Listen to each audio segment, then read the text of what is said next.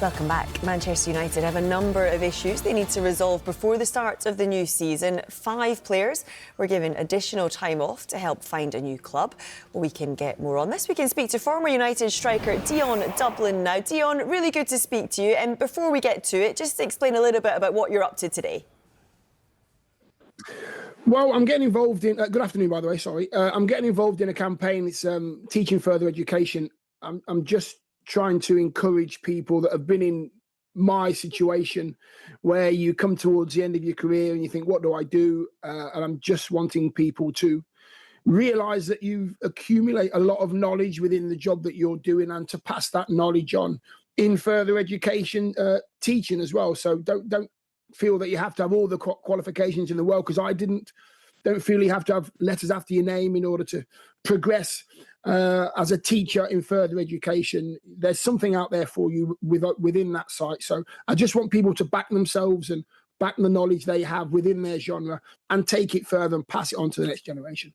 Brilliant stuff, Dion. Let's get to Manchester United then, because Teddy Sheringham has been critical of Marcus Rashford as he pushes for that move to Barcelona. Was playing for United at the pinnacle when you were a player. What do you kind of make of what Teddy Sheringham has had to say about Rashford? Listen, who am I to call Teddy? Teddy's won everything and done everything. He's a good friend of mine.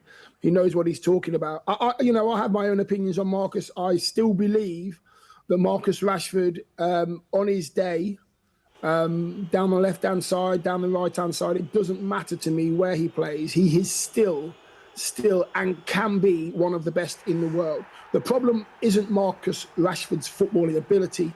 It's Marcus Rashford himself. We don't know what's going on behind closed doors with Marcus. Something must be going on that we don't know about for Marcus not to play the football that we know he's capable of. I still think it's there. Are you the people to turn him around? Are you the people to make him smile again? Can you give him that platform? Can we get Marcus's mind in the right way so he's thinking about football? Because if you can, Barcelona, you've got a gem on your hands. It's just if you can. Yeah, because is it, as a former United player, do you look at the club and is it a bit gutting actually to see players wanting this move away from Old Trafford in this manner? You know what, I don't think initially he was possibly looking for this way out of United. I just think it's the situation's accumulated that it's come to that through the managers that Marcus has had, and his dip in form, and I'm pretty sure he'll hold his hand up and say the same thing. Managers have said, well, I can't get the best out of him and I can't get the best out. It's happened a few times now with a few managers. I believe Marcus now has to make a decision for himself. What's good for me? What's good for me? I see Marcus all the time online, and he's training online. He's working so hard. He's doing all the right things. He has a professional mindset, but he has to take that into the season and he has to say, right, Marcus, let's stop messing about and let's get back to what I can do. And if he does that, there'll be a whole host of people wanting to sign Marcus Rashford. How do you get him back to that? Only Marcus Rashford can do that. What about Alejandro Garnacho? Because upset the fans when he was seen wearing an Aston Villa shirt with Rashford's name on it. Disappointing to see. It didn't bother me in the slightest. Didn't bother me whatsoever. Whether there's something in it. If you want to put something in it, if fans or punters want to make something of that, then make something on it. That's only going to hinder you and your enjoyment of the game. He might be a good friend of Marcus. He might have a Marcus shirt that Marcus has given him. Don't worry about that. Let's worry about the player. What's going to happen to the player? Is he going to be able to perform at the best of his ability? He has a lot in his locker, Garnacho, a lot in his locker. What I would say to young players, and this goes across the board, what I would say to young players is get on with your job, which is playing football on the pitch for your team. Do it well and everything else will happen to you. Or should I say, happen for you. Keep your mouth shut, get on with your job, get your job done, and then you will have one of the best careers ever. But you have to do it on the pitch, and you have to listen to your seniors and do as you're told. Very old school, but it's not going away. No, very well said, Dion. Jadon Sancho, another who looks like he's on his way with Juventus interested in him. Does that move make sense to you? And how important do you think it is for Ruben Amorim to move these players on if he's to change that culture within the club? Yeah, listen, that's what everybody's saying. There's a culture in the club that's become a little bit toxic, and it's been going on for a long time since Ronaldo was there and all that kind of stuff. I don't think it's just down to one party here. I don't think the players are creating that. I don't think the manager's creating it. There's obviously a little bit of friction between managers. There's managers that don't fancy these players, or the players are thinking they want more, or they should be starting and they're not getting their starts and stuff they want to get elsewhere. I understand all that. That's been happening for years and years in football.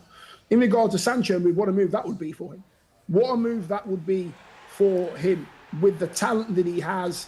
He did show a little bit at Chelsea, as we can see right now. He's got everything in there.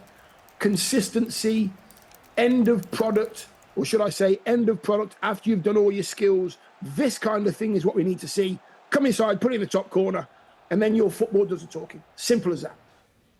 OK, let's move on to some other clubs, some other transfer business, because Arsenal close to signing Viktor Gyokeres. You'll have watched him win at Coventry. As a former striker, how highly do you rate Gyokeres? I like him. I like his physicality. He reminds me of a little bit of Liam Delap, the way that he goes about his job. He's a very no-nonsense footballer. He wants to score goals. He's happy to have contact in behind him. He doesn't mind holding the ball off. He'll make runs in behind. If he's the first point of the press, he's happy to do that as well. So, yeah. And you know what as well? It's not a fluke that he's scored so many goals, because he's willing to do the hard yards before the goals come. And if you do the hard yards before the goals come easier. And I think he's put that work in along with Liam Delap. They're kind of in the same category for me. Yeah. Your other former club, Aston Villa, been pretty quiet in the transfer market. There are reports, though, of interest in Nicolas Jackson. Fair to say he struggled a bit at Chelsea. Do you think Unai Emery could be the man to get the best out of him? To be fair, Joe, if we keep talking about my career, we'll be here till 4:30 tonight. No, back to Nicolas Jackson and Villa. Unai Emery has gone in at Villa. He's changed everything. The outlook on Villa and the expectation of Villa has gone through the roof, and rightly so. Now Villa fans and people in and around the footballing world are thinking, right, Villa are only going to get better. I think as an ex-Villa player, Villa should be in the top 6 from now on. This is where they need to be. They are a European club with European fans, and now they're creating a European structure within the footballing side of things, with the manager and the staff and the players. Villa are only going to get better. What I would say to any centre forward going in at Villa is try and hit the ground running. Try and get yourself on the score sheet as soon as possible. Those Villa fans will absolutely love you, and you will always be a legend. But you have to put the graft in. I know that goes for any player, but especially centre forward, number 9 at Aston Villa. It's a difficult place to go and fulfil that shirt. Do you think Villa should try to keep hold of Ollie Watkins? Because obviously he's been linked with a move to Manchester United, but how important could he be in terms of Villa keeping hold of him? I think he's the most important forward that they have. Keep Ollie Watkins. He scores goals. His disappointment through not being involved in those latter stages of the Champions League as well, that was clear to see, and he was vocal with a little bit of that as well. Ollie Watkins is a very good centre forward. He's got better with playing with better people. Dean Smith was the one that took him from Brentford to Villa, and now he's getting better and better, getting better with age. He'll be back in the England squad yet again. Well, I hope he is. And I just think in order to bring quality players in, you have to keep the quality players you've got.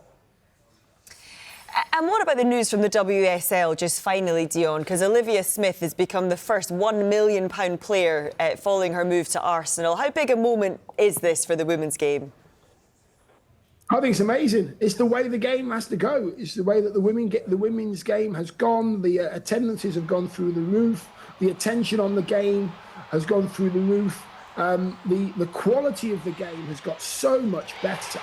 It really has. I mean, look at that for a finish. That's holding off a defender. That's pushing that defender out the way. That's making sure the ball's in the right position. That's all thinking while she's going down the right-hand side. That's players getting better coaching, enjoying their football, opening the door for young girls coming through to say, listen, we will be your role models, but you have to do the education and the schooling first before you go into the football. Do it the right way and look at the career you can have. We'll put the building blocks there for you, no problem at all. Dion, always a pleasure to speak to you. Thank you so much for your time this afternoon. Thank you very much. We haven't spoken about Celtic, Norwich, Millwall. Or property. I'll save those ones for next time. Next time. Thank you very much, guys.